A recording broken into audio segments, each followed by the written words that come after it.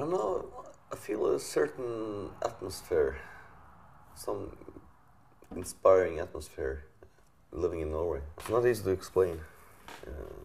It's just the way most Norwegians feel. You're stuck to Norway, you know. You just love your country. I definitely feel I'm dealing with tradition. I don't feel like a fucking pioneer.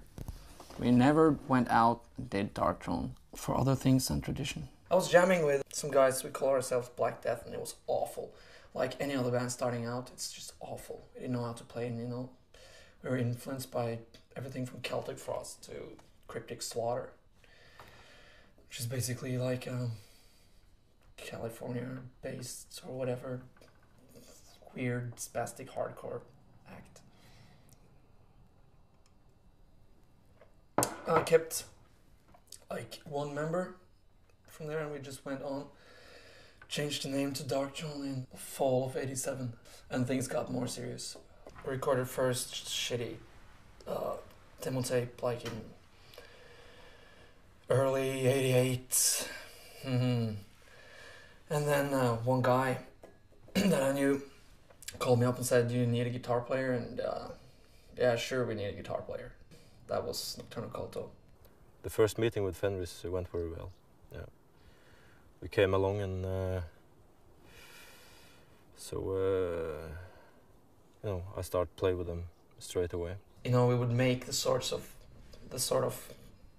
riffs, you could say, that they're doing in horror movie music, and we're just playing that like metal. I started in Mayhem in March 1988. First met Jorn was I gave him like a demo tape of me playing the drums. It was like double bass and blast beats in there, and it was like, yeah, okay, you're in the band. We got along very good from the first moment. I met Dead, which was a Swedish guy, and of course Necrobutcher. First time I saw him was going into his apartment, and a guy with very long hair sitting there, and like if the shotgun over his knee, you know, like this, looking very hard. Hello, I'm Necro. You're a new drummer, eh? Yes, I am. I guess that Jorn was heard a demo tape of you and stuff. Yeah, I said, yeah. I liked it, I guess. Okay. So I thought, well, are we going to get friends, or? The first years, you know, with me, Euronymous and Necrobutcher was like, I really felt that, okay, this is the band I want to be with, you know.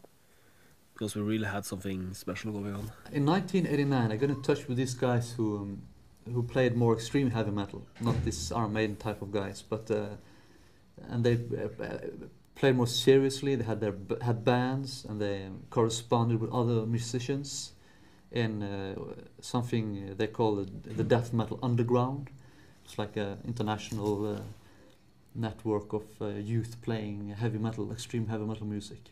And basically, the reason they had this underground was because the system didn't tolerate this music, or it wasn't commercial enough, so they weren't interested. So they had to do it themselves. They just photocopied magazines and sold them to their friends and people they corresponded with. So that was my first contact with the more serious, so to speak, heavy metal underground. Anyway, I joined a band called Old Funeral. After a while, I found out that we didn't have the same musical taste, and also the culture they were in, like, were very alien to me. There was like, they embraced more of the things that I didn't like hamburger culture and stuff like that. You know. I started out playing punk and early rock and roll and stuff like that, and then we started to play, you know, some metal and Sodom death metal stuff. Then I got my first Venom video, my first Battery album, and that was it. I wanted to start doing stuff that I do now. That was my destiny, you know. The guy from Immortal, Harald, and me, we decided, okay, we go to Oslo and meet these guys we were corresponding with. He had met them before. We got into contact with Gylve from Dark Throne, Åsat and Mayhem. We talked about music in general and agreed that the whole music scene as well had been corrupted by America again because of the Tampa production, so-called. All the bands started to sound the same. all these bands call themselves death metal, and there was nothing grim about it. You know, there was just these guys playing in their sneakers and shorts and banging their heads and playing brutal, cool music, but so fucking what, you know. And this is probably the time of the birth of so-called black metal. And black metal initially was meant as a rebellion against death metal. Close to everybody agreed on that point, that, Norway for Norwegians. And that was a big point, actually, because this rebellion against the Tampa, Florida sound was also a Norwegian rebellion against the world. You know, it's Norway against the rest.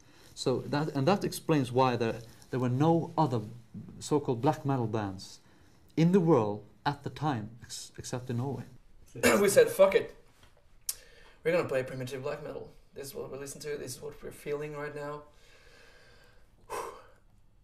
And we were one of the first in the 90s doing that. We played black metal the way we wanted it to be. I mean, Venom was like...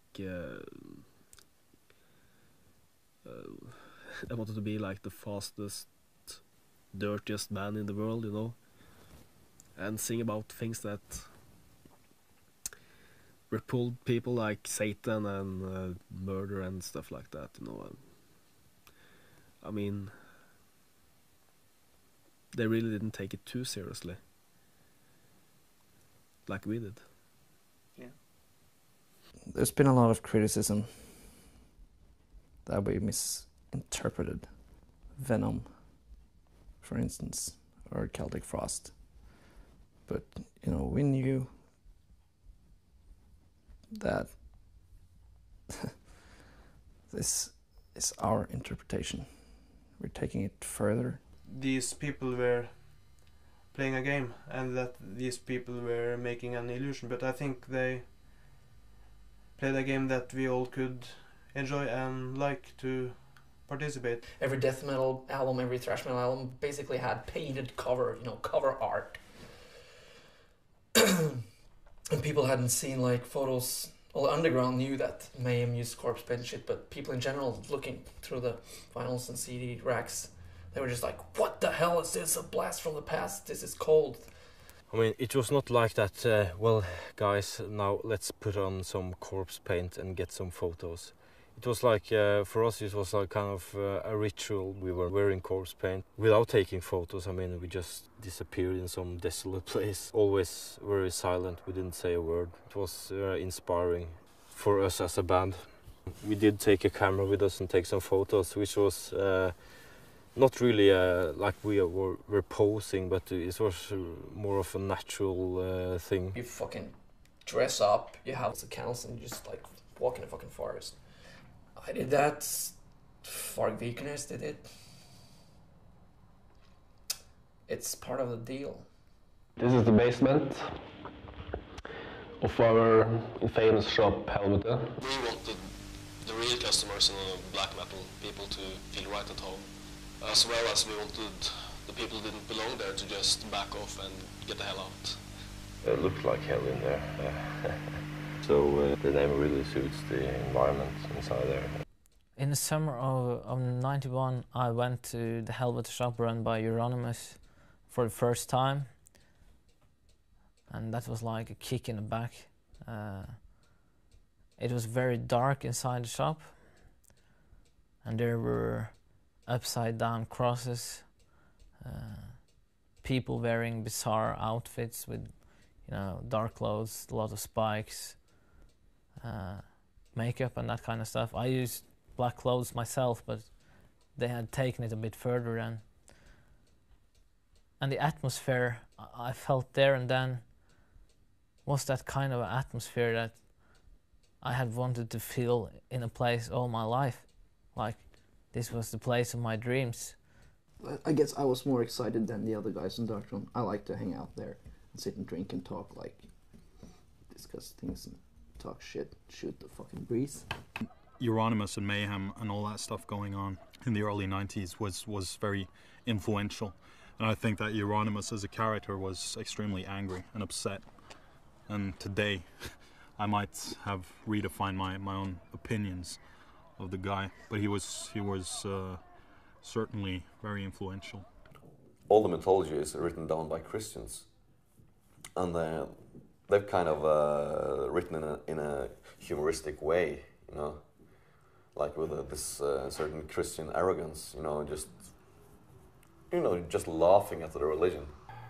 It's no borders anymore, to any country. So everybody's influenced by something, But even I'm influenced by several foreign things, But as go for Norway, it's like nothing can really compare to it for me. Talking about this, you're just entering a minefield.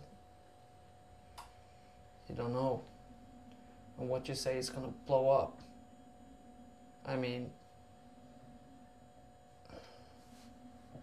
let's face it, national romance sounds like national socialism, and then you're fucked.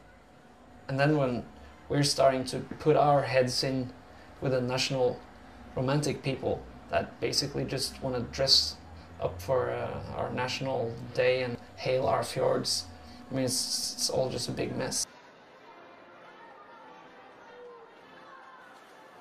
National socialism and paganism in Norway and in any other European country, especially Northern Europe, can be lit like this because it's our archetypes, it's our nature, it's a natural philosophy of life, it's our philosophy of life.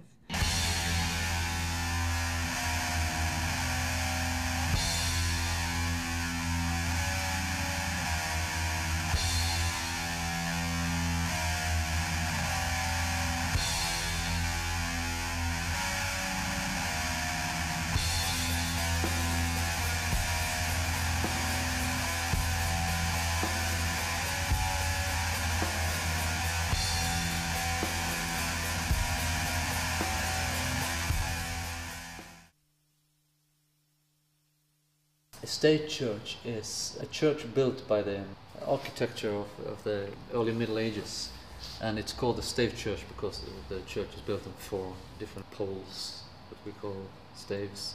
It has a very peculiar look. It's the roof is like snake skin, and there are dragons, like on a dragon ship, Viking ship.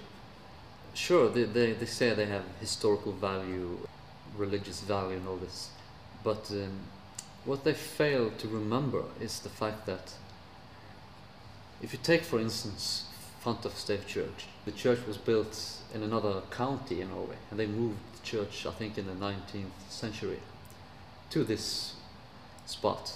Originally, the place was an old pagan holy site. It was, top of a mountain or a hill, but a hill, where our forefathers used to celebrate the sun and the life-giving nature of the sun. The area has a natural circle in the ground and a hog that is a pagan temple. It's really basically just a pile of rocks symbolizing the breast of Mother Earth. And what the Christians did was to move this church from another place and put it not close to this holy site, but on top of it, in the midst of the circle, actually breaking up the circle. And on the pagan hog, they put a big stone cross. So if they have no respect for the Norwegian culture, why on earth should Norwegians respect their culture? The media managed to portray anyone who would have long hair and black hair and a leather jacket to be a part of this criminal scene. My 16th birthday, me and Grutle was celebrating. We were at some kind of pub. I sneaked my way in there. I was obviously not old enough. Go back on the street, and the last thing I remember hearing is like, "You fucking Satanist" or something. And there's like 40-year-old family father with a black belt in karate. He just jumps up and kicks me in the back, of my head. and starts pounding my head in the pavement and stuff. I was shit drunk, so I couldn't resist. So I wake up the next morning in the hospital, my head's cracked and shit. And it's like, what the fuck? He's been reading like a newspaper, one page, which, you know, tipped him over. He wanted to beat up somebody with long hair and like black clothes, whatever. A lot of black metal bands today, you know, they kind of say no to political views and stuff like that. There are a few bands who do have that, you know, and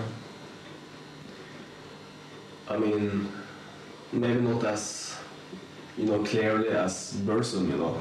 I try to change the scene, like influencing the others, and more effectively influencing Åset, because they were listening to him, a lot of them, and he was the center of this record shop. Other customers, he talked to the customers, so the best way to influence anybody was to go through him. And I tried to do that, and it was pretty successful. And but you know, it's no point in preaching for a bunch of morons, really. Åset started to address the problem with me. I was the problem, you know. I was the cause of all of this. So he started to perceive me as the problem, not a problem, but the problem. He promised the band a little bit too much because he had like signed like 6 or 7 bands. Several people started to dislike him because he gave them the impression that he almost as if he was organizing all of it. That was what he wanted it to look like. He started to talk about this black metal mafia, this mob, and he wanted to look as if he was some godfather of some organization, and he told that in interviews. And for a while we got along with it for fun, but of course to him it was dead serious in the sense that he wanted to be like that, you know. He wanted to be a mob sort of organization, but of course the others didn't. So, and of course then everything falls apart. He can't be a mob all by himself, can he? You know? How many records actually came out on Death Like Science? 2 or 3, I don't know. We were very disappointed in Åset because he had these great plans and he never put any of them. He never did anything. He just spoke. We expected a lot from Mayhem. We was promised a lot too. Things really didn't happen at all, you know. I also disclosed him as a parasite economically. He was like using others economically, and he didn't pay his bills and all this stuff like that. The artist actually started to ask about where's the money, where's the royalty? And then it was difficult again, because this money he has like invested in other projects, you know, like future projects. So I mean, what kind of business is that to run? It doesn't work that way. All of this added up to a confrontation, because I was like the reason everything, all of this happened, or so he believed, of course, rightfully, but anyway.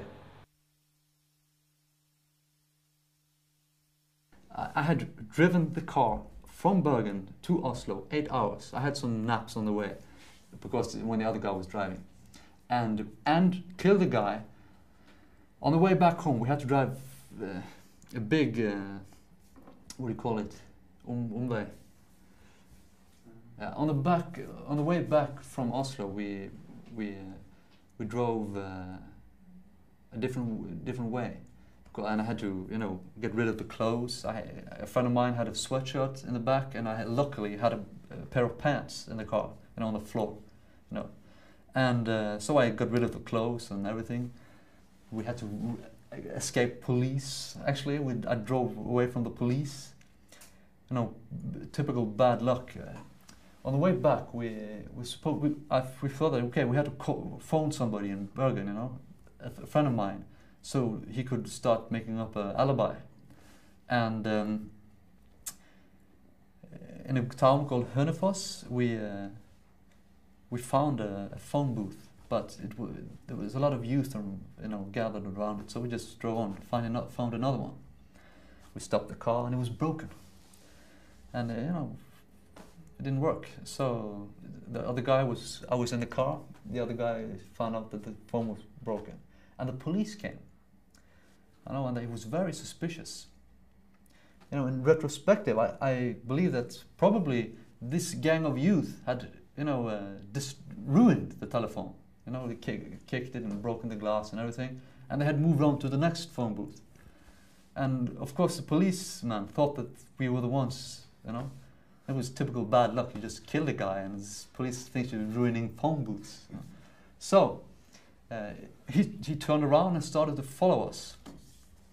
And luckily I had been in the town a couple of times before, so I knew that by the train station you could turn right and just, you know, drive to the main road.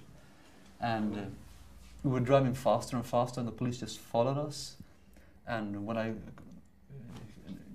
came to the train station, I just, you know, drove like a maniac to get away. You know, and we got away. He didn't, you know, we never saw him again. When I arrived back home, first I had to go to visit my friend to create an alibi. I also had to go to the printers because I had an appointment there in the morning the next day. Of course I forgot about it the day before, but... And then, finally, I could, you know, return home and go to sleep. And half an hour later, a journalist came at my door. I opened the door, and of course I was, you know, rather tired. I said, no, I'm not going to talk to you about this right now. You know, and I closed the door. And the next day, they had a big headline. You know, Varg Vikernes is grieving. You know, I was as if I was grieving the death of my good friend. You know, I was like, what? And of course, this just shows how ridiculous the media is. You know, I killed the guy, and they just make big headlines that I was grieving because he was dead, my good friend. So it was, and of course, the next week, I was his big enemy. You know. I first found out my hero was dead by actually calling his mother. I mean, I tried to call him first at the shop. No answer. And I thought, well, maybe he's having dinner or so. So I called his mother, and she was like, or her voice was like weird. Said, "Where is Euronymous?" And she was like, "No, he was killed this night." And I was like, "What?" Yeah. Priest came to tell her, blah blah blah. And back then I didn't know anything about Blackthorn and Varg doing that. After I killed Oset, the drummer of Mayhem phones me and says, "You know that Oset is dead?" I said, "Yes." You know. And he said like, "Good riddance," you know. He was just happy because of this conflict. There's no reason to cry, is it, you know? I mean, well, he was a good friend of mine. He was in the band, in Mayhem.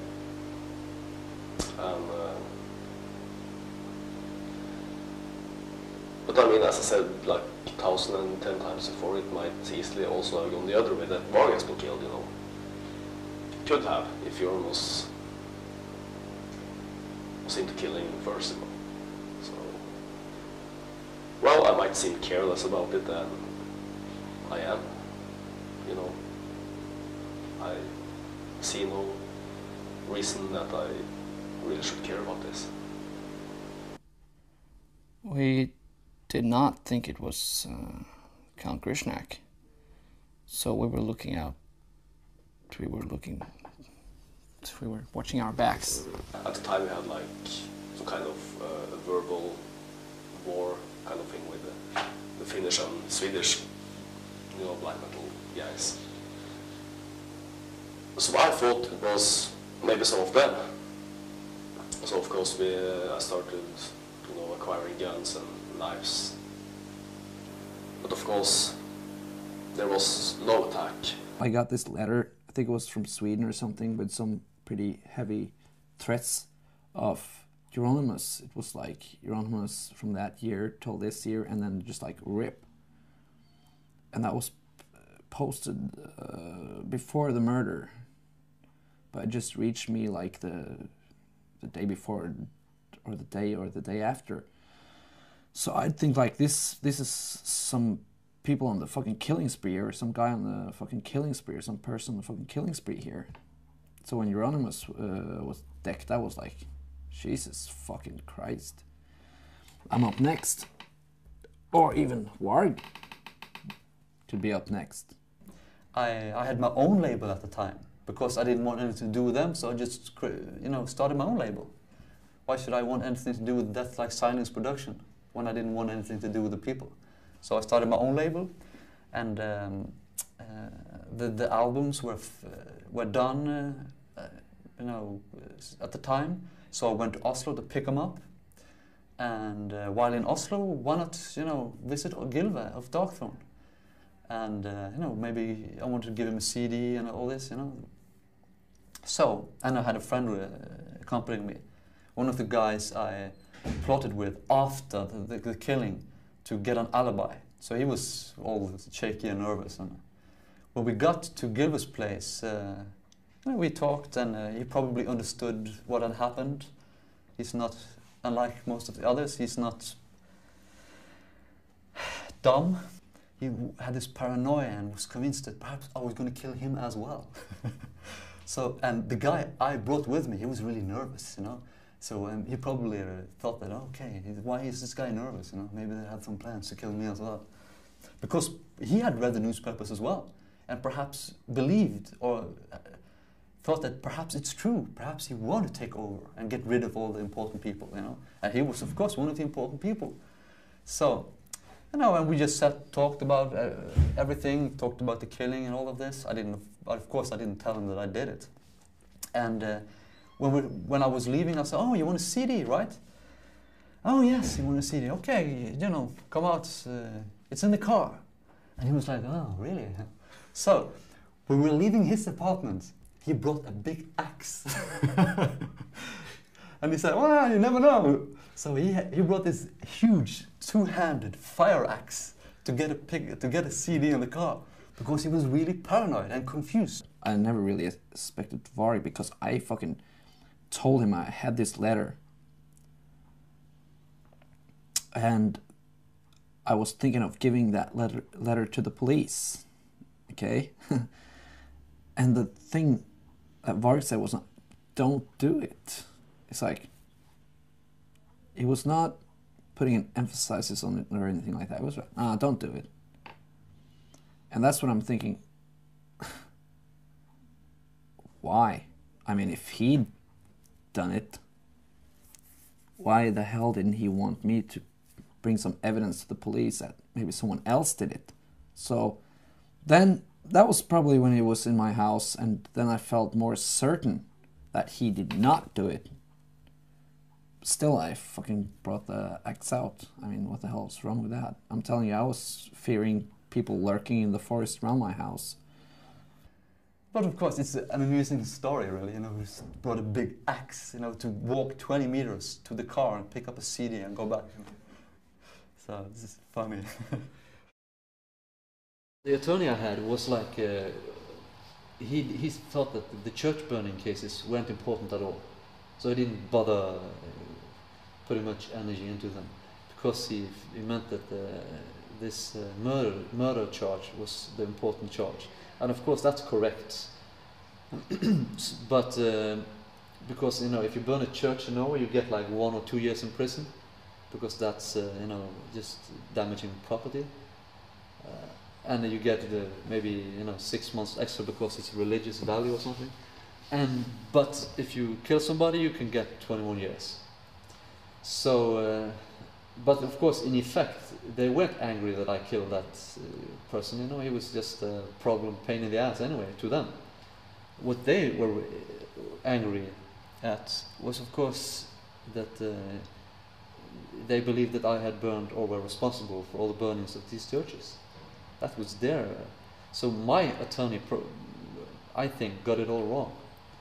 We should have put as much energy into these church cases as the other cases. Okay, I was in there for maybe 20 minutes. And the main question was like, well, things that I have said in the police report, something like, well, one specific question was like, you said that you almost wanted to be treated as a king. His parents sitting there, I said, yes, of course, he did, you know. I could almost, you know, feel their eyes in my back, you know. That was the truth, you know, and I should not tell the truth.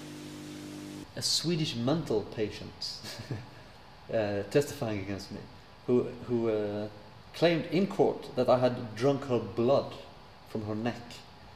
And of course, the newspaper didn't mention with one single word that this was actually a mental patient.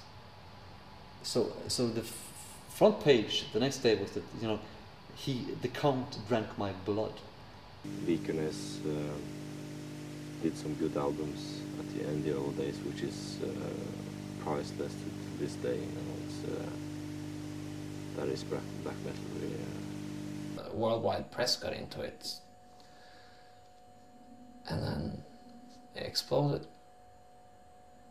That was the time to shut up for us. I think that is a major basic lasting effect, that now it was brought into daylight and it should never go back really to the scene it once was. It's almost like you take a troll out of the cave and put it out into the sunlight and it explodes. They just saw that black metal was going to be like the big thing, so they just started to play black metal. Oh, we want to play black metal now, and in our eyes that didn't gain one bit of respect at all. I mean, they should stick with their original ideas, I think, because they started to play black metal because it became a trend, not because they was like black metalers in their heart, their true heart. It's been put down to a level of understanding, even though it was understandable. It was something hostile and like you couldn't define it because it was something that was so threatening and new, and so I don't know, yet devilishly manipulating, even though like it was something tempting.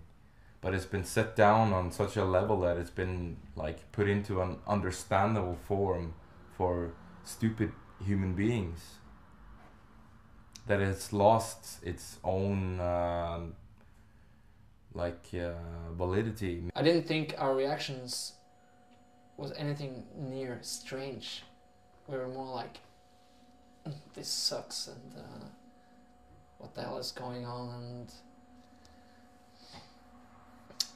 disillusion quickly filled the area that should have been filled with creative boosts. But the thing that made this into a fucking trend was probably the props. It was a costume and it was catchy. I mean, when death metal turned ugly, I mean, Sepultura or bands were starting to wear shorts and sneakers, and we play brutal death metal, but we look like surfers, you know? That's when we were putting our fucking foot down, like, we will have none of this. But in the end, it seems like we created a bigger trend, and I'm kicking myself for it. And the really bad thing that happened was black metal for us.